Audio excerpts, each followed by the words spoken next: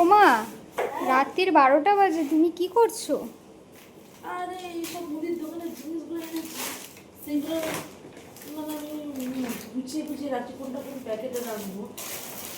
বাপ রে বাপ, রাত্রে ঘুমাবো না আমরা? হ্যাঁ, এখন কটা বাজে? 12টা বাজে, 10 মিনিট বাকি আছে। সেই জন্যই তো আমি উঠে এলাম। মানে তুই আমার জিনিসের দিকে নজর দিবি না, এগুলো থাকা ভালো। সে নজর দিচ্ছি না আমি। এগুলো দেখ কি অবস্থা ঘর এখন। হ্যাঁ, ঘরের কি অবস্থা, আমরা ঘুমাবো কখন? আমার আবার কালকে অফিস আছে।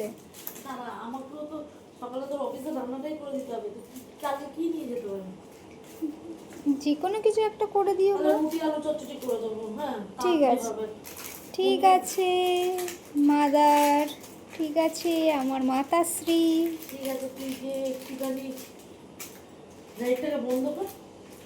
লাইট আমি বন্ধ করে যাচ্ছি। ঘুমাচ্ছি, তুমি তাড়াতাড়ি করে হ্যাঁ, এসো। আমি আসছি। টাটা। টাটা।